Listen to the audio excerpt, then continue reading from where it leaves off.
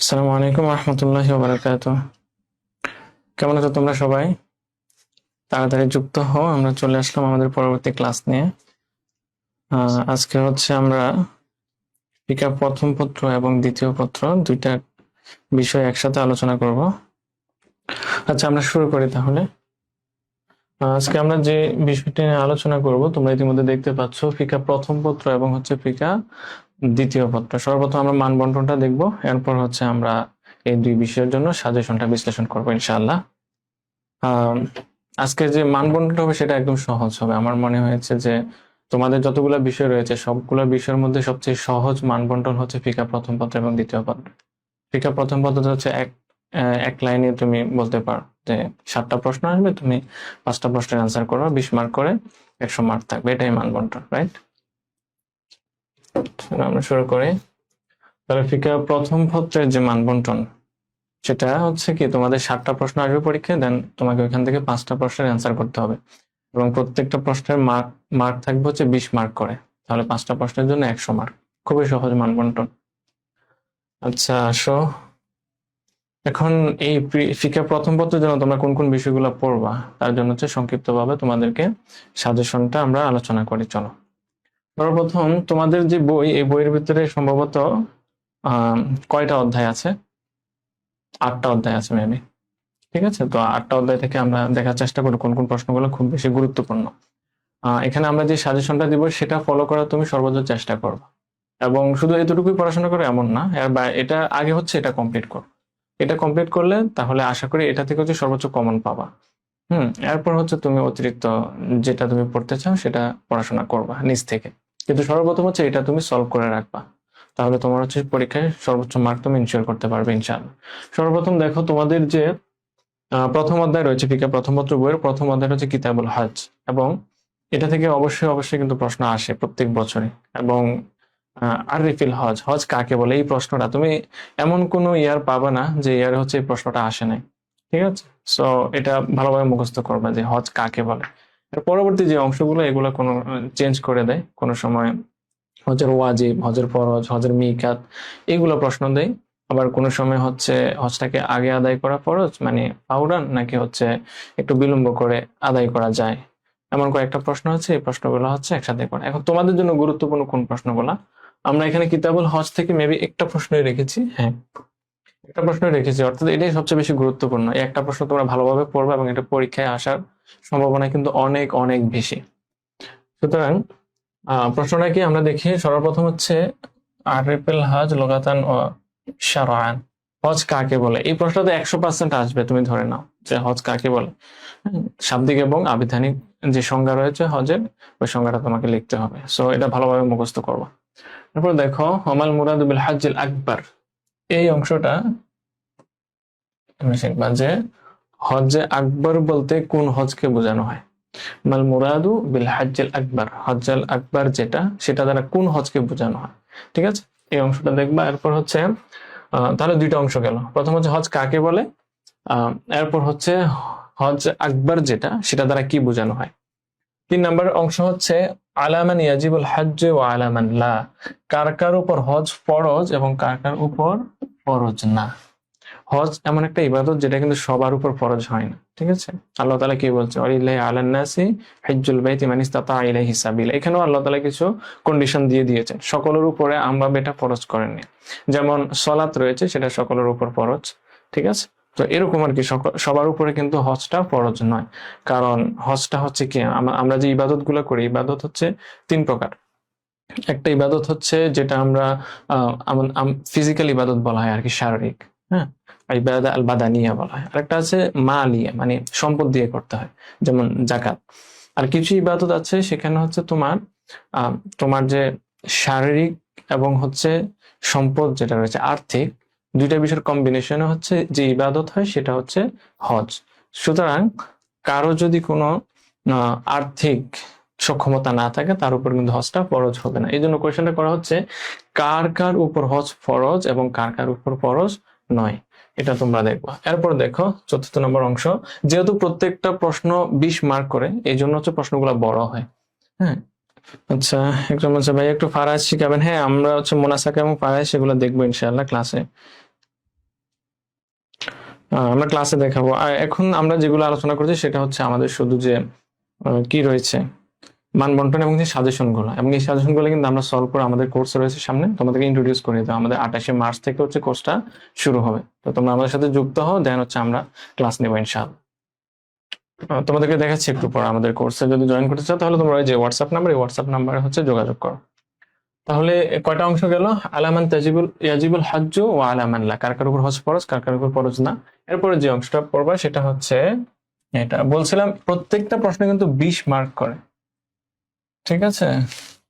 20 mark করে প্রত্যেকটা question, এই জন্য হচ্ছে কোয়েশ্চেন গুলো অনেক বড় হয়। তো প্রশ্ন বড় দেখে ভয় পাওয়ার কিছু নেই। এটা হচ্ছে হালিল হজ্জু ওয়াজিবুন আলাল ফাওরি আম আলাত তারাখি, অর্থাৎ হজটা কি কারোর ধরো আর্থিক সক্ষমতা আসলো এবং তার কি সাথে সাথে হজ আদায় করে নিতে হবে, নাকি হচ্ছে সে যদি চায় যে না আমি 2-3 বছর পরে গিয়ে হজটা আদায় করব, তাহলে কোনটা উত্তম? এর জন্য বলা হচ্ছে হালিল হজ ওয়াজিবুন আলাল ফাওর, মানে খুব দ্রুতই সাথে সাথেই কি হজটা আদায় করা ফরজ, নাকি হচ্ছে আবশ্যক, নাকি হচ্ছে পরে মানে বিলম্ব করে আদায় করা যায়, এই অংশটা। তাহলে মোট কয়টা অংশ গেল? 4টা অংশ। হ্যাঁ, অধিকাংশ প্রশ্ন হচ্ছে 4টা পার্ট দেওয়ার চেষ্টা করে, তাহলে তাহলে হচ্ছে পেপার কাটার সময় হচ্ছে প্রত্যেকটা অংশে তারা 5 মার্ক হিসেবে কাউন্ট করে, দেন তোমাকে হচ্ছে 20 মার্ক দেওয়ার চেষ্টা করে, অধিকাংশ সময় আর কি, সব সময় না। তো এই জন্য হচ্ছে প্রথম অংশটা হচ্ছে হজ কাকে বলে, দ্বিতীয় অংশ হচ্ছে হজ্জে আকবার দ্বারা কি বোঝানো হয়, তৃতীয় অংশ হচ্ছে কার কার উপর হজ ফরজ, কার কার উপর না, চতুর্থ অংশ হচ্ছে হজ কি আমাদের বিলম্বে আদায় করা ফরজ, নাকি হচ্ছে সাথে সাথে আদায় করা ফরজ সক্ষমতা আসার পর। এই হচ্ছে প্রথম যে কিতাবুল হজ যেটা, ওইটা থেকে একটা প্রশ্ন ভালোভাবে পড়বা এবং এটা পরীক্ষা আসার সম্ভাবনা খুবই বেশি। আচ্ছা, এরপর দেখো দ্বিতীয় নাম্বার যেটা আছে সেটা হচ্ছে কিতাবুন নিকাহ। আচ্ছা, কিতাবুন নিকাহ থেকে হচ্ছে আমরা 3টা প্রশ্ন দেখবো। হ্যাঁ, এই 3টা প্রশ্ন দেখবে, 3টা প্রশ্ন থেকে 2টা প্রশ্ন আসার সম্ভাবনা বেশি, বা একটা প্রশ্ন আসতে পারে এখান থেকে, তবে একটা প্রশ্ন অবশ্যই এখান থেকে থাকবে, থাকার সম্ভাবনা খুবই বেশি। এর জন্য হচ্ছে কিতাবুন নিকাহ থেকে তোমরা 3টা প্রশ্ন দেখবে। আসো কি কি প্রশ্নগুলো। সর্বপ্রথম হচ্ছে যে নিকাহ শব্দটার শাব্দিক এবং পারিভাষিক সংজ্ঞাটা তোমরা দেখবে, এই অংশটা। আচ্ছা, এই হচ্ছে প্রথম অংশ। দ্বিতীয় নাম্বারে গিয়ে হচ্ছে তোমরা দেখবে যে এটার হুকুম কি, অর্থাৎ বিবাহ করা সেটার হুকুমটা কি, ইসলামী দেশে এটা হুকুমটা কি, এরপর হচ্ছে এটা শর্ত কি, আর হচ্ছে এটা রোকন গুলা কি, মানে বিবাহের যে শর্ত রয়েছে, কোন কোন শর্তে বিবাহ করতে হয়, এরপর এটা যে আরকান রয়েছে, রোকন রয়েছে, এই রোকন গুলো আলোচনা করবে। তাহলে এখানে কয়টা বিষয়? 3টা বিষয়। এটার হুকুম কি, শর্ত কি, আর হচ্ছে রোকন কি। আচ্ছা, সর্বপ্রথম হচ্ছে নিকাহ কাকে বলে, এটা হচ্ছে আবিধানিক এবং হচ্ছে পারিভাষিক সংজ্ঞা দেবে। এরপর হচ্ছে এটার হুকুম কি, শর্ত কি, রোকন কি। এরপর যেটা পড়বে সেটা হচ্ছে মাল ফারকু বাইনাহু ওয়া বাইনাল বাইআ, অর্থাৎ বিবাহ এবং হচ্ছে যে ক্রয় বিক্রয়, এটার মধ্যে পার্থক্য কি। ক্রয় বিক্রয় করলে কি হয়, তুমি কিছু টাকা দিয়ে একটা বস্তু কিনে নিয়ে আসো। তো বিবাহের ভিতরে কি এমন যে তুমি মহারানা দিয়ে কাউকে কিনে নিয়ে আসলা, এমন কিনা? দুইটা তো এক না, কোন কোন ক্ষেত্রে এটা এমন না, অর্থাৎ দুইটা কেন একরকম না, এই যে পার্থক্য গুলা। হ্যাঁ, আল ফারকু বাইনা নিকাহি ওয়াল বাইই, অর্থাৎ ক্রয় বিক্রয় এবং হচ্ছে বিবাহের মধ্যে পার্থক্য গুলা কি, এই পার্থক্য গুলো তুমি আলোচনা করো। এগুলো যে খালি পরীক্ষার জন্য লিখবা পরীক্ষায়, এই জন্য যে তোমাকে শিখতে হবে এমন কিন্তু না, এগুলো কিন্তু বাস্তবিক জীবনের জন্য খুবই গুরুত্বপূর্ণ। তখন যে প্রশ্নগুলো দেখিয়েছি এগুলো বাস্তবিক জীবনের জন্য খুবই গুরুত্বপূর্ণ। তুমি যদি ভবিষ্যতে হজ করতে যাও তাহলে তোমার কোন কোন বিষয়গুলো জানা প্রয়োজন, এই বিষয়গুলো কিন্তু অবশ্যই জানা প্রয়োজন। এরপর দেখো বিবাহের ক্ষেত্রে যেটা, এটাও কিন্তু আমাদের মানব জীবনের সাথে ওতপ্রোতভাবে কিন্তু এটা জড়িত। সুতরাং এই বিষয়টাও জানা খুবই গুরুত্বপূর্ণ যে আমার বিবাহের ভিতরে এটার হুকুমটা কি, এরপর এটাতে কি কি শর্ত লাগছে, হ্যাঁ, এটা রোকন গুলা কি, এরপর হচ্ছে এটা বিবাহ এবং হচ্ছে যে ক্রয় বিক্রয় রয়েছে এটার মধ্যে পার্থক্য গুলা কি। তাহলে সর্বপ্রথম প্রশ্ন পড়বা এটা দ্বিতীয় নম্বর অধ্যায় থেকে 3টা প্রশ্ন পড়ো। 2 নম্বর দেখো, প্রথম অংশটা ঠিকই আছে যে আহ নিকাহ কাকে বলে এবং হচ্ছে এটা কাকে বলে, এটা হচ্ছে শাব্দিক সংজ্ঞা আর হচ্ছে পারিভাষিক সংজ্ঞা। 2 নম্বর হচ্ছে হুকুম, এটা আগের মতো ঠিক আছে। এরপর হচ্ছে শর্ত, আগের মতো ঠিক আছে। এখানে খালি একটু ব্যতিক্রম আছে, আইলালুহু, বিবাহের আইল্লত গুলো বর্ণনা করতে হবে, ঠিক আছে, এখানে একটু ব্যতিক্রম। তাহলে তুমি যদি দুইটা একসাথে মিলাও তাহলে কি কি আসবে? মা হুয়া নিকাহ লুগাতান ওয়া ইসতিলাহান ওয়া মা হুকমুহু ওয়া শর্তুহু ওয়া রুকনুহু, এইটার সাথে যদি তুমি আইলালুহু এটা যুক্ত করো তাহলে কিন্তু এই 2টা প্রশ্নের পড়া কিন্তু এখানে চলে এসেছে। তো তোমার কাছে মনে হতে পারে এখানে বেশি, বাট বেশি না, কিন্তু খুবই কম। এরপর দেখো কি উযকুর মা'নাল মাহরি মা বায়ানি মিকদারিল মাহর, এরপর হচ্ছে তুমি বর্ণনা করবা বিবাহের ক্ষেত্রে যে মোহর নির্ধারণ করা হয়, মোহরটা কাকে বলে, মোহরের সংজ্ঞাটা। যে উযকুর মা'নাল মোহর, মা'নাল মোহর মানে হচ্ছে মোহরের অর্থ, মানে এখানে তুমি শাব্দিক এবং পারিভাষিক সংজ্ঞা দিবা। মা'নাল মোহর যখন বলা হবে, পাশে আবার কি বলা হচ্ছে, মা বায়ানি মিকদারিল মাহর, মোহরের যে মিকদার রয়েছে, পরিমাণ রয়েছে, সেটা বর্ণনা করতে হবে। হ্যাঁ, মোহরের মিকদার কেমন হবে, সর্বনিম্ন বা সর্বোচ্চ কেমন হবে সেটা। ঠিক আছে। আচ্ছা, এরপর দেখো তাহলে দুইটা গেল। এখন এই দুইটা যদি আমি একসাথে সামারাইজ করি তাহলে কি হবে, দুইটা প্রশ্ন তোমাদের তাহলে কি কি শিখতে হবে, দুইটা প্রশ্ন শিখতে হবে নিকাহ কাকে বলে, এরপর হচ্ছে এটার হুকুম, শর্ত, রোকন, এটার সাথে দিবা হচ্ছে আইলালুহু, এরপর এটার সাথে দিবা মোহর plus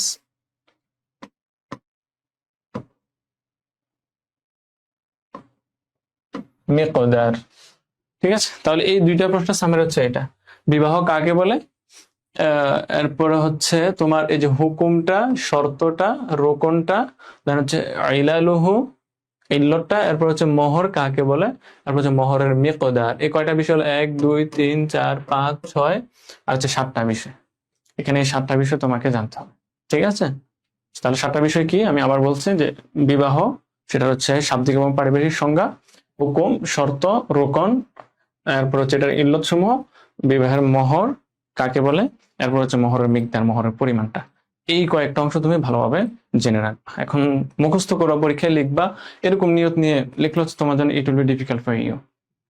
so if you want to make things easy, যদি তুমি বিষয়গুলোকে সহজ করতে চাও তাহলে হচ্ছে তুমি এখান থেকে জ্ঞান অর্জন করবা যে আসলে বিবাহটা কি, কাকে বলে, এরপর হচ্ছে এটার শর্তগুলা কি, এটার রোকনগুলা কি, এটা তুমি এলেম অর্জন করবা।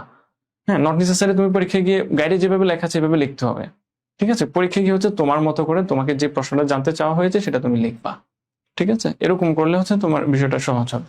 এরপর দেখো এটার সাথে তুমি কি পড়বা, 4 নাম্বার যে প্রশ্নটা, 4 নাম্বার প্রশ্ন গিয়ে পড়বা হচ্ছে মুহাররামাত। এটা খুবই গুরুত্বপূর্ণ, মানে আমাদের মানব জীবনের, বাস্তবিক জীবনের জন্য, প্র্যাকটিক্যাল লাইফের জন্য গুরুত্বপূর্ণ। যে মুহাররামাত কারা, কোন কোন মহিলা রয়েছে যারা হচ্ছে আমার জন্য বিবাহ করা হারাম হবে, তারা এরকম মুহাররামাত কারা বা গায়রে মুহাররাম কারা, এই বিষয়গুলো কিন্তু জানা খুবই জরুরি। আর কোন কোন কারণ হচ্ছে মুহাররামাত নির্ধারিত হয়, হ্যাঁ, কোন কোন বিষয় বাস্তবিক জীবনে ঘটে গেলে সে ব্যক্তি আমার জন্য, ওই মহিলা আমার জন্য মুহাররামাতের অন্তর্ভুক্ত হয়ে যায়, এমন যে বিষয়গুলো, এই বিষয়গুলো জানবা। তাহলে এখান থেকে তোমরা কি পড়বা, যে মুহাররামাত কাকে বলে সেটা, আরিফুল মুহাররামাত। এরপর হচ্ছে মান হুন্নাল মুহাররামাত, মুহাররামাত কারা, দুইটা অংশ। সর্বপ্রথম হচ্ছে মুহাররামাত কাকে বলে, দেন হচ্ছে মুহাররামাত কারা। এরপর দেখো এই যে মুহাররামাত কারা সেটা বর্ণনা করতে হবে তোমাকে কয়টা দৃষ্টিকোণ থেকে, এখানে 3টা দৃষ্টিকোণ থেকে। একটা হচ্ছে নসবের দৃষ্টিকোণ থেকে, একটা হচ্ছে রদাওয়াতের দৃষ্টিকোণ থেকে, আর একটা হচ্ছে মুসাহারা এর দৃষ্টিকোণ থেকে। অর্থাৎ একটা হচ্ছে তোমার জন্মগত যে সম্পর্ক, ওই সম্পর্কের কারণে যে মুহাররামাত হচ্ছে এই দৃষ্টিকোণ থেকে মুহাররামাত কারা। আর রদা মানে হচ্ছে দুধ পানের ফলে যে মুহাররামাত নির্ধারিত হয়। হ্যাঁ, কেউ যদি কাউকে দুধ পান করায়, এখানে যে মুহাররামাত গুলো সাব্যস্ত হবে, ওই মুহাররামাত গুলা কারা এটা। আর হচ্ছে মুসাহারা, বৈবাহিক সম্পর্কের কারণে তোমার যে মুহাররামাত হবে। ঠিক আছে, বৈবাহিক সম্পর্ক যখন হয়েছে তখন কিন্তু কিছু মুহাররামাত সাব্যস্ত হয়। যেমন ধরো তুমি যদি বিবাহ করো, তাহলে একই সাথে দুই আপন ভাই বোনকে, একই সাথে দুই বোনকে হচ্ছে বিবাহ করা যাবে না। অর্থাৎ কেউ যদি কোনো মহিলাকে বিবাহ করে, ওই মহিলার বোনকে হচ্ছে ওই একই সময় হচ্ছে বিবাহ করতে পারবে না। হ্যাঁ, এখানে সে যদি ওই মহিলাকে তালাক দিয়ে দেয় এবং ইদ্যত পূর্ণ হয়ে যায়, পরবর্তী দিকে হচ্ছে ওই মহিলার বোনকে সে বিবাহ করতে পারবে। কিন্তু একই সময়ে, অর্থাৎ এট এ টাইম, দুইজন আপন বোনকে হচ্ছে সে বিবাহ করতে পারবে না। তাহলে এই যে দুইজন আপন বোন, এই যে তার বোন, ধরো ওই ব্যক্তি এই মহিলাকে বিবাহ করলো, এই মহিলার বোন তার জন্য বিবাহ করা হারাম হলো, এটা কিন্তু একটা নির্দিষ্ট সময়ের জন্য। কোন সময়? যতক্ষণ পর্যন্ত তার সাথে সে বিবাহ বন্ধনে আবদ্ধ রয়েছে। তাহলে ওই যে মহিলা, তার যে বোন, সে হারাম হয়েছে কি জন্য? এই যে মুসাহারা, বৈবাহিক সম্পর্কের কারণে কিন্তু সে হারাম হয়েছে। তো সে যদি ওই মেয়েকে বিবাহ না করতো তাহলে তার বোন তো হারাম হতো না।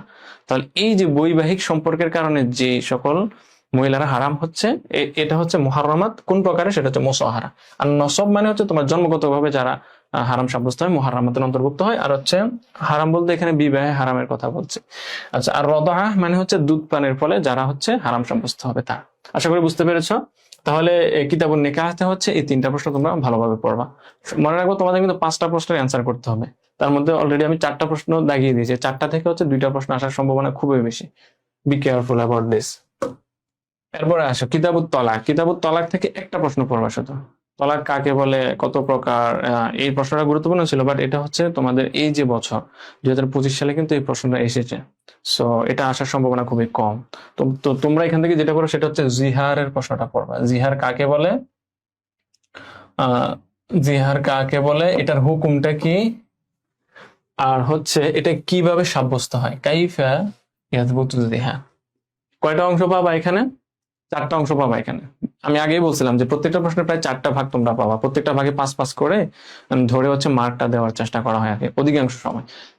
তো এখানে 4টা অংশ কি কি? 1 নাম্বার অংশ হচ্ছে জিহার কাকে বলে এটা, 2 নাম্বার অংশ হচ্ছে এটার হুকুম কি, 3 নাম্বার হচ্ছে এটা কিভাবে সাব্যস্ত হয়, জিহারটা কিভাবে সাব্যস্ত হবে। হ্যাঁ, তোমরা যখন বৈবাহিক জীবনে যাবা কিভাবে কোন পন্থায় জিহার হয়ে যেতে পারে, সেজন্য এটা জেনে রাখবা যে উল্টাপাল্টা কিছু বলে ফেললে ওয়াইফকে জিহার হয়ে যাবে। তারপর দেখো, আমরা এগুলো পড়বো বিস্তারিত ইনশাল্লাহ আমাদের কোর্সে। তো তোমরা হচ্ছে তাড়াতাড়ি জয়েন করো, কোর্সে হচ্ছে জয়েন করো যারা চাও যে তোমার প্রস্তুতিটা একটু ভালো হোক, ভালোভাবে প্রস্তুতি নিতে চাও, কোর্সটাতে জয়েন করো ইনশাল্লাহ। আমরা একসাথে হচ্ছে ভালোভাবে প্রস্তুতি নেবো ইনশাল্লাহ। এখন দেখো তাহলে 3 নাম্বার। 4 নাম্বার হচ্ছে ওমা কাফারাত। এখন কেউ যদি জিহার করে ফেলে তার কি করতে হবে? বসে বসে কান্নাকাটি করবে নাকি? জিহার করার পর কি করবে? বসে বসে কান্নাকাটি করবে নাকি ওয়াইফকে নিয়ে পিচে খেতে যাবে? তার হচ্ছে কাফারা দিতে হবে, ঠিক আছে? তো কাফারাটা কি? এই যে উল্টাপাল্টা কাজ করছে, এই জন্য তাকে এখন কাফারাটা দিতে হবে। এই কাফারাটা কি, কাফারা দিতে হবে, এটা তুমি শিখবে এখান থেকে, ঠিক আছে? তাহলে এই 4টা অংশ আবার বলছে, দেখো খুব কেয়ারফুলি দেখো। সর্বপ্রথম হচ্ছে জিহার কাকে বলে এটা দেখবা। 2 নাম্বার হচ্ছে এটার হুকুমটা কি, জিহার যে হচ্ছে এটার হুকুম কি ইসলামী শরীয়তের দৃষ্টিকোণ থেকে। 3 নাম্বার হচ্ছে জিহারটা কিভাবে সাব্যস্ত হচ্ছে, মানে কোন কোন কোন হালতে, কোন কোন অবস্থায়, কোন কোন বিষয়ে জিহারটা সাব্যস্ত হয়ে যাচ্ছে। 4 নাম্বার হচ্ছে এখন জিহার সাব্যস্ত হয়ে গেল, এখানে এটার কাফারা কি হবে, কেউ জিহার করে ফেলছে, এখন এখান থেকে সে বের হয়ে আসবে কিভাবে, হ্যাঁ, কাফারা কি হবে এটা। সর্বনিম্ন কত পৃষ্ঠা লিখলে 20 মার্ক পাওয়া যাবে? এখানে 20 পৃষ্ঠা ম্যাটার করবে না ভাইয়া, এখানে ম্যাটার করবে যে তুমি অ্যান্সার করতে পেরেছো কিনা। আর যেটা ম্যাটার করবে একটু পরিপূর্ণ, সেটা হচ্ছে তোমার হাতের লেখা। হাতের লেখাটা যদি সুন্দর থাকে তাহলে মার্কটা বেশি পাবা অবশ্যই। সো হাতের লেখাটা সুন্দর করো। আর এখানে পৃষ্ঠার উপরে ডিপেন্ড করবে না মার্ক, ঠিক আছে? অনেক অনেক প্রশ্ন থাকবে যেটা অনেক বেশি পৃষ্ঠা লিখতে হয়। হ্যাঁ, যেমন আমি পরীক্ষা দিয়েছি 2023 সনে, তখন একটা প্রশ্ন খুব বেশি লিখতে হয়েছিল, ইয়ার প্রশ্নটা, তলাকের প্রশ্নটা, যে তলাক কাকে বলে, এটা কত প্রকার ও কি কি, ইয়া করতে গিয়ে তো আমরা তো সম্পূর্ণ আরবিতে লিখছিলাম, ওইখানে হচ্ছে প্রায় 18 পৃষ্ঠা লিখতে হয়েছিল মেবি প্রশ্নটা। এটা সবচেয়ে বড় প্রশ্ন ছিল। তো আর যে যে প্রশ্নগুলো ছোট হবে এটা লিখবা। যেমন হজের একটা প্রশ্ন লিখছিল, ওটা অনেক ছোট হয়েছিল, মেবি 8-9 পৃষ্ঠা হবে এমন হয়েছিল। এগুলা সংজ্ঞাগুলো একটু বলে দিলে ভালো হতো।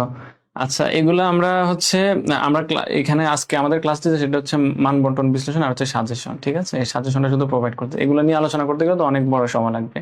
তো এই জন্য হচ্ছে আমরা কোর্সের ব্যবস্থা রেখেছি। একটু পর আমি তোমাদেরকে কোর্সটা ইন্ট্রোডিউস করে দিচ্ছি, তোমরা আমাদের সাথে যুক্ত হও। দেন হচ্ছে আমরা 28 তারিখ থেকে আমাদের ক্লাস শুরু হবে। তো তখন হচ্ছে আমরা আলোচনা করবো ইনশাআল্লাহ, কোর্সের ভিতরে সবগুলো আমরা পড়বো একসাথে।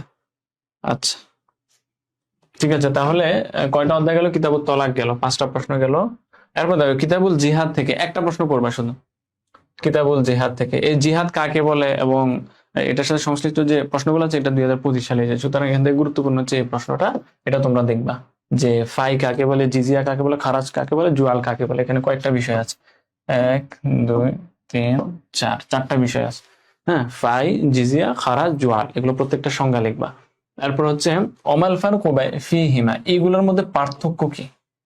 হ্যাঁ, ফাই, জিজিয়া, খারাজ আর জুয়াল, এগুলোর মধ্যে পার্থক্য কি, ডিফারেন্সটা তোমাকে লিখতে হবে। এরপর হচ্ছে মাফাসিল আলামান তাজিবুল জিজিয়া, এবং জিজিয়া কার কার উপর আবশ্যক হয়, ওয়াজিব হয়, ওইটা বর্ণনা করবা। তাহলে এখানে হচ্ছে তোমরা 3টা পার্ট পাইছো। 1 নম্বর পার্ট হচ্ছে এটা, 1 নম্বর পার্ট হচ্ছে কি, যে ফাই, জুয়াল, ফাই, জিজিয়া, খরাজ আর হচ্ছে জুয়াল, এটা হচ্ছে 1 নাম্বার পার্ট, সম্পূর্ণটা মিল, এটা কাকে বলে। হ্যাঁ, 2 নাম্বার হচ্ছে এগুলোর মধ্যে পার্থক্যটা লিখবা। 3 নাম্বার হচ্ছে কার কার উপর জিজিয়া ফরজ ওয়াজিব এই অংশটা লিখবা। হ্যাঁ, তাহলে জিহাদ অধ্যায় থেকে হচ্ছে এই প্রশ্নটা খুবই গুরুত্বপূর্ণ, এটা তোমরা দেখবা। এরপর আসে আমরা খুব দ্রুত মুভ করব, ক্লাসগুলো লম্বা হয়ে যায় তো এই জন্য। এরপর আছে শিকার পর্বে, মানে কিতাবুস সাইদ শিকার পর্বে এই প্রশ্নটা পড়বো, এটার অতিরিক্ত পড়ার দরকার নেই, এই অধ্যায় বলে দিলাম। পড়লে শুধু এই প্রশ্নটা পড়বো, আর অতিরিক্ত পড়ার দরকার নেই, কারণ শিকার পর্বে শুধু মানে তুমি যদি বইটাও পড়ো, যে প্রধান কিতাব বইটা পড়লো, তুমি হচ্ছে এটার বাইরে আলোচনা খুব কম পাবা। সুতরাং এখান থেকে তুমি শিখবা যে হচ্ছে সয়েদ কাকে বলেন, এটার শাব্দিক এবং পারিভাষিক সংজ্ঞা শিখবা। এরপর হচ্ছে এটা খুব গুরুত্বপূর্ণ যে হালিস সঈদু মাখসুসুম বিল কালবি আমলা, যে আমরা যে শিকার করি, শিকারটা কি শুধু কুকুরের সাথে সম্পৃক্ত নাকি না, অর্থাৎ শিকার কি শুধু কুকুর দিয়ে করা যাবে নাকি না। হ্যাঁ, এই যে এই শিকারটা কি কুকুরের সাথে সম্পৃক্ত নাকি না, এটা এটা হচ্ছে 2 নম্বর অংশ। 3 নম্বর হচ্ছে অমাহিয়া শরাইত হাল্লিস সয়েদ, শিকার সেটা হালাল হওয়ার জন্য শর্তগুলা কি। 3টা পয়েন্ট এখানে একটা হচ্ছে সয়েদ কাকে বলে, শিকার কাকে বলে, আবেদনিক ও পারিভাষিক সংজ্ঞা। 2 নাম্বার হচ্ছে শিকারটা কি শুধু কুকুরের সাথে সম্পৃক্ত নাকি না, ঠিক আছে, হালিস সয়েদি মাকসুসুম বিল কালবি আমলা। এরপর হচ্ছে শিকার যে তুমি করলা সেটা সহি হওয়ার জন্য, শুদ্ধ হওয়ার জন্য কোন কোন শর্তগুলা রয়েছে, ঠিক আছে, যে কোনো ভাবে শিকার করে খেয়ে ফেললাম তা তো না, শিকার শুদ্ধ হওয়ার জন্য কিছু শর্ত রয়েছে, এই শর্তগুলো পাওয়া গেলে তোমার এই শিকারটা শুদ্ধ হবে, তুমি এটা খেতে পারো। ওই শিকার শুদ্ধ হওয়ার জন্য যে শর্তগুলো রয়েছে শর্তগুলো লিখতে বলা হতে পারে। এখানে হচ্ছে 3টা পার্ট, এই 3টা পার্ট পড়ে নেবে এখান থেকে কিতাবুস সাইদ থেকে। এরপর আসে কিতাবুজ যাবাহ, এটা খুবই গুরুত্বপূর্ণ। এখানে 2টা প্রশ্ন দিয়েছে, 2টা প্রশ্নের ভিতরে অনেক মিলও আছে। এই 2টা প্রশ্ন যদি তোমরা পড়ো এখান থেকে একটা প্রশ্ন পাবা আশা করি ইনশাআল্লাহ। তাহলে দেখো প্রশ্নগুলা কি। সর্বপ্রথম হচ্ছে দেখো, প্রত্যেকটা অধ্যায় পড়তে গেলে তুমি ওই অধ্যায়ের যে শিরোনাম, ওই শিরোনাম যেটা সেটার সংজ্ঞাটা শিখে নেবে, এটা খুবই গুরুত্বপূর্ণ একটা বিষয়, কারণ তুমি যে আলিমি পড়েছো, যে যে বিষয়গুলো পড়েছো এই বিষয়গুলো জানা তোমার জন্য খুবই গুরুত্বপূর্ণ, শুধু পরীক্ষার জন্য না, বাস্তবিক জীবনের জন্য। প্রথমে তোমরা শিখবা যে জবিহা, যেটা জবাহ মানে হচ্ছে এটা প্লুরাল হচ্ছে জবাহ, এটা কাকে বলে এটার সংজ্ঞা শিখবা। এই যে 2 নম্বর প্রশ্ন যেটা এখানেও হচ্ছে এটা। এরপরে এটার হুকুম শিখবা, ঠিক আছে, হুকুম কি, জবিহ কাকে বলে, এটার হুকুম কি। এরপরে হচ্ছে বিমা ইয়াজুজু যাবহু ওয়া বিমা লা, কোন কোন বিষয় দ্বারা জবিহ শুদ্ধ হবে, কোন কোন বিষয় দ্বারা শুদ্ধ হবে না, মানে জবাহ যে তুমি করবা কোন কোন বিষয় দ্বারা জবাহ করলে শুদ্ধ হবে, কোন কোন বিষয় দ্বারা বস্তু দ্বারা জবাহ করলে শুদ্ধ হবে না, এটা। এরপর দেখো বাইয়িন মা যিকরিল মানদুবি ওয়াল মাকরুহ, এখানে 2টা বিষয়, যে জবিহতের ক্ষেত্রে মানদুব আলোচনা করো, মাকরুহ আলোচনা করো। তো এখন তুমি জবাহ করতে গেলা, জবাহের ভিতরে কোন কোন বিষয়গুলো মুস্তাহাব এবং কোন কোন বিষয়গুলা হচ্ছে মাকরুহ, মানে অপছন্দনীয় কোন কোন কাজগুলা সেগুলা। যেমন ধরো একটা মাকরুহ কাজ হচ্ছে যে ভোঁতা ছুরি, যেটা যে ছুরির ধার নেই ওই ছুরি দ্বারা হচ্ছে জবাই করা, এটা দিয়ে করা হচ্ছে মাকরুহ এমন। তাহলে জবিহতের ক্ষেত্রে তুমি কি করবা, এটা কাকে বলে এবং হচ্ছে কোন কোন বিষয় দ্বারা জবাহ করা যায় এবং কোন কোন বিষয় দ্বারা যায় না, অর্থাৎ বস্তু দ্বারা যায় না। এরপর হচ্ছে এটার মোস্তাহাব গুলা কি, মানদুব বলা হচ্ছে এখানে। এরপর হচ্ছে মাকরুহ গুলা কি, অপছন্দনীয় বিষয়গুলা কি। এরপর পড়বা ওমা হুকমুজ যাবিহা, অর্থাৎ এটার হুকুম কি। এরপর দেখো সরি, জবিহতের হুকুম না, কোন কোন প্রকারের জবিহত, দেখো এটা হচ্ছে হুকমুজ যাবিহাতিল মাজনুন, পাগল ব্যক্তির জবেহ করা যেটা, সেটার হুকুম কি, অর্থাৎ কোনো পাগল ব্যক্তি যদি জবেহ করে সেটার হুকুম কি হবে। এরপর দেখো ওয়াসানি, ওয়াসানি মানে হচ্ছে ওয়াসান মানে হচ্ছে মূর্তি পূজক, ওয়াসান অসনন শব্দের অর্থ হচ্ছে পূজা, প্রতিমা, পূজা না প্রতিমা। হ্যাঁ, আর এটার বহুবচন হচ্ছে আওসান, প্রতিমা। আর অসানি মানে হচ্ছে যারা প্রতিমা পূজা করে তারা, অর্থাৎ পাগল ব্যক্তি যদি কোনো কি করে, জবাহ করে, সেটার হুকুম কি হবে। অসানি মূর্তি পূজক যদি জবাহ করে সেটার হুকুম কি হবে। মাজুসি অগ্নি পূজক যদি জবাহ করে সেটার হুকুম কি হবে। অতারিকি তাসমিয়া, খুবই গুরুত্বপূর্ণ, কেউ যদি বিসমিল্লাহ বলা ছেড়ে দেয় সেটার হুকুম কি হয়। জবাই করতে গেছে বিসমিল্লাহ বলে নাই, এখন এটা 2 প্রকার হতে পারে, যে কেউ ইচ্ছা করে বিসমিল্লাহ বলে নাই, কেউ হচ্ছে অনিচ্ছাকৃত ভাবে বিসমিল্লাহ ছুটে গেছে, এগুলোর হুকুম কি। অনেক ইমামদের মধ্যে ইখতিলাফ আছে, এগুলো তোমরা শিখবা। বাইয়িন ইখতিলাফুল আইমা মা যিকরি হুকমিল জাবিন। আচ্ছা, এই হচ্ছে প্রথম অংশটা গেল। দ্বিতীয় অংশ তোমরা যেটা পড়বা সেটা হচ্ছে, এটা সম্পূর্ণ আলাদা একটা অংশ। দেখো এটা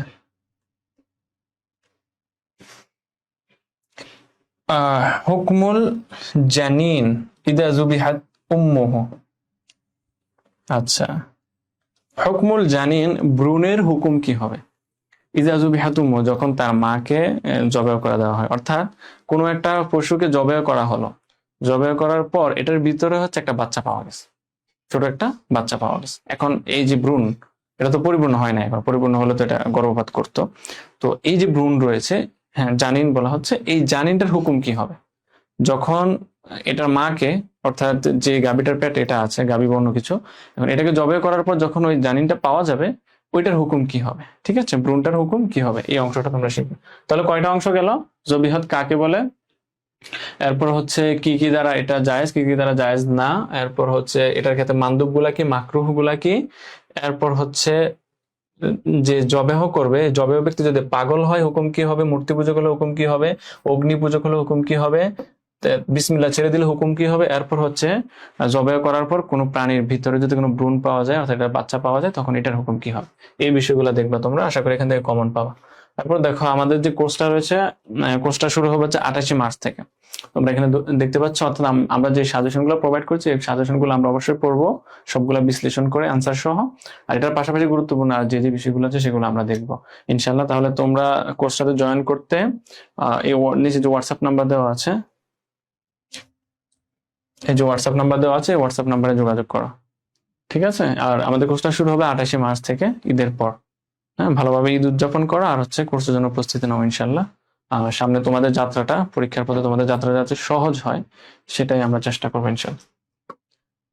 আচ্ছা দেখো, তাহলে এরই মধ্যে হচ্ছে প্রথম পত্রের যে সাজেশন সেটা প্রোভাইড করা হলো প্রথম পত্রে। তাহলে দেখো মোট কয়টা প্রশ্ন গেল, সব মিলে হচ্ছে 9টা প্রশ্ন। 9টা প্রশ্ন দিয়েছে এখানে। এই 9টা প্রশ্ন যদি তুমি পড়ো তাহলে পরীক্ষায় 5টা প্রশ্ন আসার সম্ভাবনা খুবই বেশি, অর্থাৎ এখান থেকে তুমি 5টা পাবা আশা রাখো।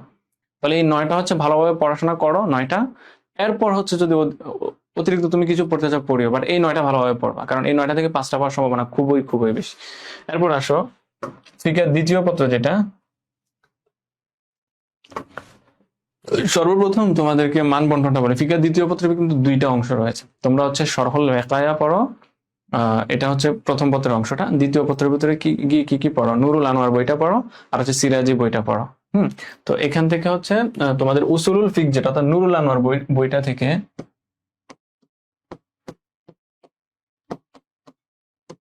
নুরুল আনোয়ার যে বইটা রয়েছে, নুরুল আনোয়ার বইটা থেকে তোমরা 60 মার্কের প্রশ্ন পাবে এখান থেকে।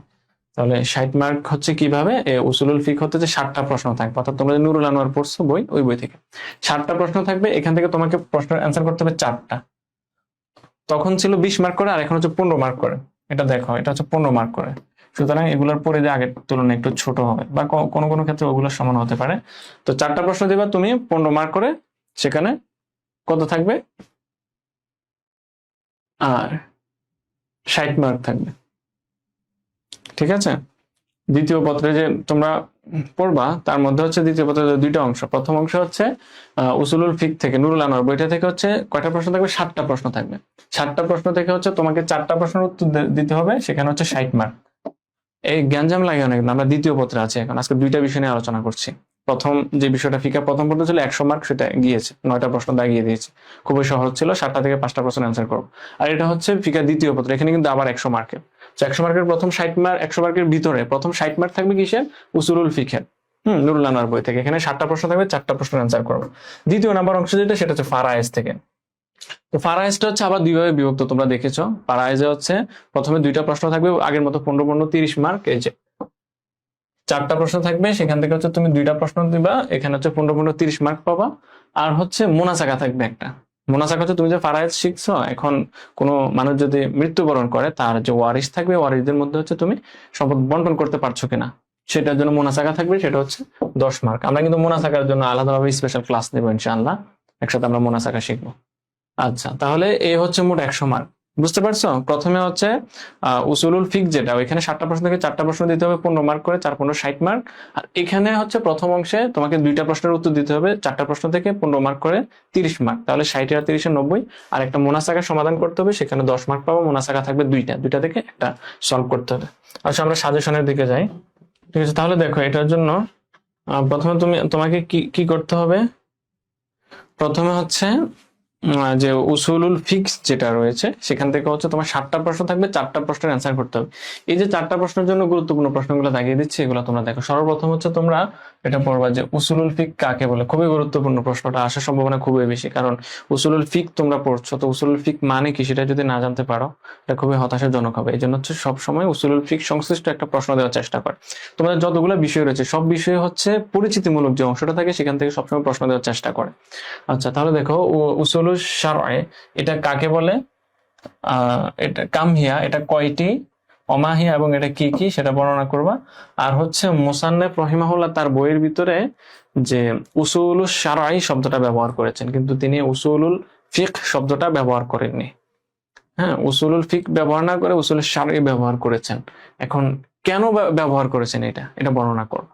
আমরা তো উসুলুল ফিকহ পড়তে এসেছি, তাই না? তো উসুলুল ফিকহ পড়তে এসে দেখলাম যে মুসান্নাফ হচ্ছে তার কিতাবের ভিতরে হচ্ছে কি ব্যবহার করেছেন, উসুলুল ফিকহ শব্দটা ব্যবহার না করে উসুলুল শারঈ শব্দটা ব্যবহার করেছেন। সো তিনি এটা কেন ব্যবহার করেছেন সেটা বর্ণনা করবো। এটা হচ্ছে 1 নম্বর প্রশ্ন, এটা খুবই গুরুত্বপূর্ণ, পড়বা। আমরা এখানে যতগুলো দিচ্ছি সবই গুরুত্বপূর্ণ প্রশ্ন, একবারে শর্ট ভাবে দিচ্ছি তোমাদেরকে। যেমন আগে 5টা প্রশ্নের জন্য তোমাদেরকে কিন্তু 9টা প্রশ্ন পড়তে দিয়েছি শুধু, তার মধ্যে অনেকগুলো ছিল একই রকম।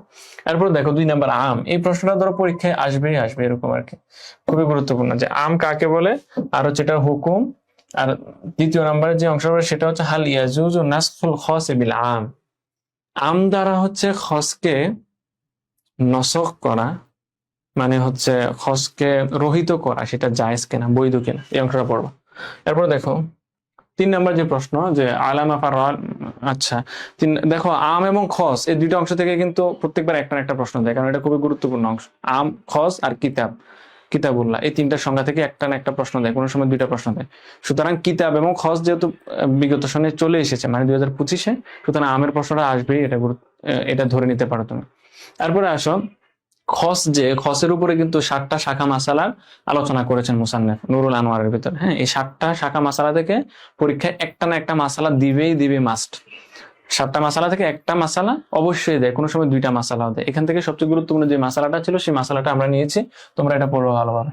মাসালাটা হচ্ছে আলামা, আলামা মানে হচ্ছে আলামা, 2টা আলাদা শব্দ ছিল আর কি। ফার আল মুসান্নেফ রহিমাহুল্লাহ, মুসান্নেফ রহিমাহুল্লাহ শাখা মাসালা নিয়েছেন কিসের উপরে, এটার উপরে কি মাসালা নিয়েছেন, যে ফালা ইয়াজুজু ইলহাকি তা'দিল বিআমরি রুকু ওয়া সুজুদ আলা সাবিলিল ফরদ, অর্থাৎ আমরা যে নামাজে রুকু এবং সিজদা করি এটার ভিতরে তা'দিলে আরকান যেটা করা, তা'দিলে আরকান মানে হচ্ছে ধীরস্থির ভাবে বসা আর কি, দুইটার মধ্যে একটু সময় নেওয়া, এইটাকে কি ফরজ হবে নাকি ফরজ হবে না, শাখা মাসালা হিসেবে বর্ণনা করেছেন, যেটা এটা তোমরা পড়বা। ওমাল ইখতিলাফু ফিহি বাইয়িনাত। এখন এটার সামনে হচ্ছে তোমাদের যে প্রশ্নটা জুড়ে দিতে পারে সেটা হচ্ছে মা হুয়া তা'দিলুল আরকান। সুতরাং এই প্রশ্নের সাথে হচ্ছে এটা তোমরা একটু শিখে নিবা যে তা'দিলুল আরকান কি, তা'দিলুল আরকান কি, আর এটা হচ্ছে এটার সাথে যে মাসালাটা রয়েছে, যে মাসালাটা খাসের মাসালা যেটা উদ্ভূত নিয়ে আসা হয়েছে সেই মাসালাটা তোমরা পড়বা। তাহলে খাসের যে 7টা মাসালা, শাখা মাসালা নিয়ে আসা হয়েছে, মুসান্নেফ বর্ণনা করেছে নুরুল আনোয়ার গ্রন্থে, ওই 7টা মাসালা থেকে এই মাসালাটা ভালোভাবে পড়বো। আর একটা মাসালা অবশ্যই আসবে পরীক্ষাটা, মনে হয়। আচ্ছা, এরপর দেখো তোমরা যেটা পড়ো সেটা হচ্ছে আমর। ঠিক আছে, এখানে দেখো যে বিষয়গুলো লিখছি এখান থেকে একটা প্রশ্ন মাস্ট আসবেই। ঠিক আছে, একটা প্রশ্ন মাস্ট আসবে, এই জন্য খুবই গুরুত্বের সাথে এটা নিবা। এখানে কিন্তু একটা প্রশ্নই 3টা পার্টে বিভক্ত করে দিয়েছে আর কি। তোমরা প্রথমে শিখবা যে আমর কাকে বলে এবং হচ্ছে এটার যে সংজ্ঞা রয়েছে সংজ্ঞাটার ফাওয়াইদে কুলুদি বর্ণনা করো, অর্থাৎ সংজ্ঞার ভিতরে যে শব্দগুলো ব্যবহার করা হয়েছে এগুলার ফায়দা কি, শর্ত করা হয়েছে যেগুলা এই শব্দগুলা দ্বারা, এগুলার ফায়দাটা কি এটা বর্ণনা করবা। হাল ফেল নবী সাল্লাল্লাহু আলাইহি ওয়াসাল্লাম মুজিবুন আলাল উম্মাহ, অর্থাৎ রাসূল সাল্লাল্লাহু আলাইহি ওয়াসাল্লামের যে কাজগুলা রয়েছে এগুলা কি তার উম্মতের উপর ওয়াজিব কিনা, এই বিষয়টা কিন্তু জানা গুরুত্বপূর্ণ বাস্তবিক জীবনের জন্য, যে রাসূল সাল্লাল্লাহু আলাইহি ওয়াসাল্লাম যে কাজগুলা করেছেন সেটা আমাদের জন্য করা ওয়াজিব কিনা, আবশ্যক কিনা, এটার জন্য ইখতিলাফ রয়েছে আলেমদের মধ্যে, এটা তোমরা দেখবা। আর এইটার সাথে সাথে যে 2টা প্রশ্ন পড়ে নিতে পারো, এখানে দেখো তারা কিন্তু বিভিন্ন অ্যাঙ্গেলে প্রশ্ন এখান থেকে করতে পারে, যে আরিফিল আমর, শুধু এতটুকু দিতে যে আরিফিল আমর লুগাতান ওয়া ইসতিলাহান, এইটুকু প্রশ্নটা দিয়ে এরপর তোমরা এই অংশটা দিয়ে দিতে পারো। হাল ইয়াখতাসু মুরাদুহু বিসিগাতিল লাজিমা, যে আমরটা এটার যে উদ্দেশ্য সেটা কি নির্দিষ্ট কোনো সিগা লাজিমের সাথে সম্পৃক্ত কিনা, সিগা লাজিমের সাথে যুক্ত কিনা, এইটা এখন এতটুকু অংশ দিয়ে এই প্রশ্নটা দিতে পারে। আবার শুধু এই ইন্ডিভিজুয়ালি এতটুকু অংশ শুধু প্রশ্ন হতে পারে। এরপর দেখো এই যে অংশটা আছে এই অংশটা হচ্ছে ইন্ডিভিজুয়ালি প্রশ্ন হতে পারে, যে হালিল আমরু ইয়াকতাদি তাকরার ওয়া ইয়াহতামিলহু, যে আমর হচ্ছে তাকরার চাই কিনা, বারংবার করা, এটা আমর দাবি করে কিনা, এই অংশটা ওমাল ইখতিলাফু ফিহি, তাহলে এই যে অংশটা রয়েছে এই প্রশ্নটা সিঙ্গেল একটা কোয়েশ্চেন হতে পারে। আবার এই অংশটার সাথে হচ্ছে আমর কাকে বলে, এরপর হচ্ছে এটা দিয়ে হচ্ছে একটা প্রশ্ন হতে পারে, আবার এই অংশটা দিয়ে এই অংশ যুক্ত হয়ে একটা প্রশ্ন হতে পারে, বা এটা সিঙ্গেল একটা প্রশ্ন হতে পারে। তাহলে তোমাদের কিছু কিছু চিন্তা করার প্রয়োজন, তুমি হচ্ছে এখানে যে যে বিষয়গুলা বর্ণনা করা হয়েছে এগুলো সবগুলা পড়ে নিবা, তাহলে হচ্ছে এখান থেকে যত পিছিয়ে প্রশ্ন করা হোক না কেন তুমি অ্যান্সার করতে পারো। ঠিক আছে, এখানে যে যে বিষয়গুলো আছে, তাহলে কয়টা বিষয় আছে এখানে, একটা যে আমর কাকে বলে, এরপর হচ্ছে এটার ফাওয়ায়েদ কুদরত বর্ণনা দুইটা, হাল ফেলের নবী সাল্লাল্লাহু আলাইহি ওয়াসাল্লামের তিনটা অংশ, চারটা অংশ, পাঁচটা অংশ। এই পাঁচটা অংশ হচ্ছে তুমি এখান থেকে দেখে নেবা, ইনশাআল্লাহ এই পাঁচটা অংশ পড়লে এখান থেকে যে কোনো একটা প্রশ্ন তুমি পাবা। ঠিক আছে, হয়তো শুধু আমর কাকে বলে আর হচ্ছে এই অংশটা দিতে পারে, বা শুধু এই অংশটাই দিতে পারে, অথবা এই অংশটা দিতে পারে, বা এই দুইটা অংশ একসাথে দিতে পারে, বা এখান থেকে একটু নিয়ে এটা দিতে পারে, বা এখান থেকে একটু নিয়ে এটা দিতে পারে, এভাবে করতে পারে। ঠিক আছে, আচ্ছা এরপরে আসো 5 নাম্বার যে প্রশ্ন, সেটা হচ্ছে আদা এবং কদা কাকে বলে।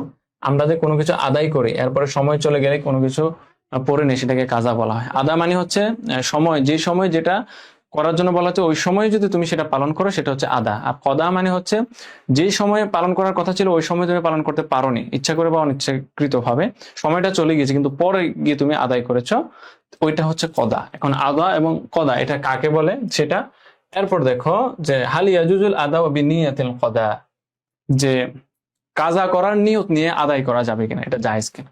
তো তোমার নিয়ত কাজা করা কিন্তু তুমি করতেছো আদায়, এটা করা যাবে কিনা, এটা জায়েজ কিনা। এরপর অল কদা ও বিনিয়াতিল আদা, ঠিক একই ভাবে একটা হচ্ছে কাজা করার নিয়ত নিয়ে আদায় করা, আর একটা হচ্ছে আদায় করার নিয়ত নিয়ে কাজা করতেছো, এই দুইটা বিষয় জায়েজ কিনা এটা পড়বা, খুবই গুরুত্বপূর্ণ একটা প্রশ্ন। 6 নম্বরে গিয়ে পড়বা যে মাজাজ কাকে বলে। সবসময় মনে রাখবা হাকিকত, মাজাজ, সরিহ, কেনায়া, এই যে চারটা বিষয় আছে, এই চারটা বিষয় থেকে একটা না একটা প্রশ্ন তো প্রত্যেকটা ইয়ারে এসেছে, কোনো কোনো বছর দুইটাও এসেছে। হাকিকত, মাজাজ, সরিহ, কেনায়া, এই চারটা বিষয় থেকে। এখন বিগত যে সন 2025 সালে কিন্তু 3টা প্রশ্ন চলে এসেছে, হাকিকতের প্রশ্ন এসেছে, সরিহ কেনায়ার প্রশ্ন এসেছে, সুতরাং বাকি রইল কি মাজাজ। এই জন্য হচ্ছে মাজাজটা তুমি ভালোভাবে পড়বে, এটা আশা গুরুত্ব খুব বেশি। তো মাজাজের ক্ষেত্রে তুমি কি কি পড়বে, মাজাজ কাকে বলে, আর হচ্ছে এটার হুকুম কি, দেন হচ্ছে হালিল মাজাজ অমুম আমলা, মাজাজের ভিতরে আম রয়েছে কিনা। এরপর দেখো এটা হচ্ছে তুমি মুসান্নেফ যেভাবে বর্ণনা করেছেন সেভাবে তোমাকে বর্ণনা করতে হবে বই থেকে। ঠিক আছে, তাহলে এই প্রশ্নগুলো কিন্তু আমরা সলভ করব আমাদের ক্লাসের ভিতরে।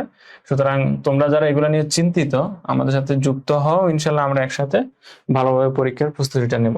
তাহলে এখানে কি বুঝতে পেরেছো, এই 6টা প্রশ্ন, এই 6টা প্রশ্ন যদি তোমরা পড়ো তাহলে আশা করি এই 6টা প্রশ্ন থেকে তোমরা অবশ্যই কি করবা, 6টা প্রশ্ন থেকে কি পাবা, অবশ্যই আমাদের যে ইয়ে আছে 6টা প্রশ্ন থেকে তোমাদের কয়টা প্রশ্ন অ্যান্সার করতে হবে, এখানে 4টা প্রশ্ন, তাই না? আচ্ছা, এখান থেকে হচ্ছে তোমরা 4টা প্রশ্ন দিতে পারো। আচ্ছা, দ্বিতীয় অংশটা দেখো, ফারাইজ, যেটা ফারাইজ অংশ তোমাদের হচ্ছে 2টা প্রশ্নের অ্যান্সার করতে হবে, সেখানে 4টা প্রশ্ন থাকবে, 4টা থেকে 2টা। এখন এখানে আমরা সব মিলে 5টা প্রশ্ন এখানে দেওয়া আছে, তুমি যদি 5টা পড়ো তাহলে এখান থেকে 2টা তুমি কমন পাওয়ার সম্ভাবনা খুবই বেশি। এখান থেকে তুমি কোনটা কোনটা পড়বা, তাহলে দেখো তোমাদেরকে একটু আগে যেটা বলেছি যে যে কোনো সাবজেক্ট রিলেটেড যে কোয়েশ্চেন গুলো থাকে, যেমন তুমি ইলমুল ফারায়েদ পড়তে গিয়েছো, এখন ইলমুল ফারায়েদ কাকে বলে, এই যে যে সাবজেক্টটা পড়তে যাচ্ছ ওই সাবজেক্টের পরিচিতমূলক অংশ যেটা থাকে, হ্যাঁ, যে পরিচিতমূলক অংশ থাকে এই পরিচিতমূলক অংশটা নিয়ে হচ্ছে প্রশ্ন করার সম্ভাবনা খুবই বেশি। তোমরা এখানে দেখতে পাচ্ছ যে আমাদের ফুল যে সাজেশনটা আছে পরিপূর্ণটা একসাথে আছে, হচ্ছে আমাদের পিডিএফ আছে। তোমরা হচ্ছে যে হোয়াটসঅ্যাপ নাম্বার যেটা তখন ছিল ওই নাম্বারে হচ্ছে যদি তোমরা নক দাও তাহলে হচ্ছে তোমাদেরকে হচ্ছে সাজেশনটা প্রোভাইড করা হবে। ঠিক আছে, তোমরা হোয়াটসঅ্যাপ নাম্বারে যোগাযোগ করো, তোমাদেরকে পরিপূর্ণ সাজেশনটাই দেওয়া হবে। তো আমি একটু দেখাই যে এখানে কোন কোন প্রশ্ন, এই প্রশ্নটা হচ্ছে ধরো 100% পরীক্ষায় আসবে, তাহলে এই প্রশ্নটা হচ্ছে তোমরা ভালোভাবে দেখবা যে ইলমুল ফারায়েদ কাকে বলে, আর হচ্ছে এটার আলোচ্য বিষয় কি, উদ্দেশ্য কি। আর রাসূলুল্লাহ সাল্লাল্লাহু আলাইহি ওয়াসাল্লাম একটা কথা বলেছেন যে ফাইন্নাহা নিসফুল ইলম, যে ইলমুল ফারায়েদের যে জ্ঞান সেটা হচ্ছে জ্ঞানের অর্ধেক। এটা কেন রাসূলুল্লাহ সাল্লাল্লাহু আলাইহি ওয়াসাল্লাম বলেছেন, এই অংশটা তোমরা পড়বা, এই প্রশ্নটা। 2 নম্বরে দেখো আল মানে, মানে হচ্ছে কোন কোন বিষয়গুলোর কারণে তার যে অংশটা পাবে, কোনো ব্যক্তি যদি মৃত্যুবরণ করে তার যে ওয়ারিশ তার থেকে সম্পদ পাবে, এখানে কিছু কারণ থাকে যে যে কারণে হচ্ছে সে অংশ থেকে বঞ্চিত হয়, এটাকে মানে বলা হয়। তো মানে কাকে বলে, আর হচ্ছে এটা যে প্রকার, এই প্রকারগুলা শিখবা তোমরা। এরপর দেখো আরিফিল আউল, আউল কাকে বলে। সবসময় মনে রাখবে একটা কথা যে আউল, তাসহি আর হচ্ছে রদ, এই 3টা প্রশ্ন থেকে একটা প্রশ্ন সবসময় থাকে। আউল তাসহি আর হচ্ছে রদ, যেহেতু গতবারে হচ্ছে রদের প্রশ্নটা গিয়েছে, আরেকটা হচ্ছে আসাবা। এই 4টা প্রশ্ন থেকে 2টা প্রশ্ন প্রায় সময় দেয়। তো গতবার হচ্ছে আউল এবং হচ্ছে গতবার কোন কোন প্রশ্নটা এসেছিল, সেখানে এসেছিল হচ্ছে আসাবার প্রশ্ন এসেছিল, রদের প্রশ্ন এসেছিল। সুতরাং এবারের জন্য গুরুত্বপূর্ণ হচ্ছে আউলের প্রশ্ন, তোমরা এটা পড়বা ভালোভাবে। আর যে মাস আলা যেগুলো অর্থাৎ হালত যেগুলা, অন্ধকার তো হালত যেগুলা মানে হচ্ছে একজন ব্যক্তি যখন মারা যায়, মারা যাওয়ার পর তার যে উত্তরসূরিরা যে উত্তরাধিকারী তার যে সম্পদ পাবে, তাদের কিন্তু হালত রয়েছে, কে কোন হালতে কি পরিমাণ সম্পদ পাবে ওইটা। তো এখানে হচ্ছে হালত থেকে যে কোনো একটা প্রশ্ন প্রত্যেকবারই থাকে। এখান থেকে তো তোমরা 2 জনের হালত পড়বা, একটা হচ্ছে বানাতুল সুলব, অর্থাৎ এটা হচ্ছে নিজস্ব কন্যা, আর একটা হচ্ছে বানাতুল ইবনে। এই 2 জনের হালতটা পড়বা। তো এখান থেকে যদি তুমি 2টা ভালোভাবে, এখান থেকে তোমাকে 2টা অ্যান্সার করতে হবে। সেজন্য হচ্ছে যে 2টা সর্বপ্রথম পড়বা, প্রেফারেন্স কোনগুলোতে আগে বেশি দিবা, প্রায়োরিটি দিবা হচ্ছে 1 নাম্বারটাকে আর হচ্ছে 3 নাম্বারটাকে। এই 2টা প্রশ্ন হচ্ছে 1 নাম্বারে পড়বা, কারণ এই 2টা প্রশ্নের পরীক্ষা আসার সম্ভাবনা খুবই বেশি। দেন হচ্ছে তুমি মানে একটা পড়বা আর এখান থেকে 2টা পড়বা, এবং আশা করি এখান থেকে তুমি কমন পাবা। আচ্ছা, এটা হচ্ছে ফারাইজ গেল। তাহলে সব মিলে কত মার্কের গেল? ওইখানে 60 মার্ক ছিল, আর এখানে হচ্ছে 2টা পুরো করে 30, 60 আর 30 90, আর একটা মোনাসাকা তোমাদেরকে সমাধান করতে হবে, আসেনি। আচ্ছা, মোনাসাকাটা হচ্ছে এই অংশে আসেনি, আমরা মোনাসাকাটা সামনে তোমাদেরকে ক্লাসের ভিতরে দেখাবো ইনশাআল্লাহ, ঠিক আছে? 2টা মোনাসাকা ছিল আর, বা তোমরা এই গ্রুপটাতে অ্যাড হও, এই গ্রুপটার ভিতরে হচ্ছে আমরা পোস্ট করে দেবো, এখান থেকে তোমরা মোনাসাকাগুলো দেখে নিও, ঠিক আছে? ভালো থাকো, ইনশাআল্লাহ সামনের কোনো ক্লাসে তোমাদের সাথে দেখা হচ্ছে। আমাদের পরের ক্লাস হবে হচ্ছে বালাগাত মান্তিক নিয়ে, সেই ক্লাসে তোমাদের সাথে দেখা হচ্ছে ইনশাআল্লাহ। ভালো থাকো সবাই, আসসালামু আলাইকুম রহমতুল্লাহ। আর যে সাময়িক অসুবিধা হয়েছে সেটার জন্য দুঃখিত।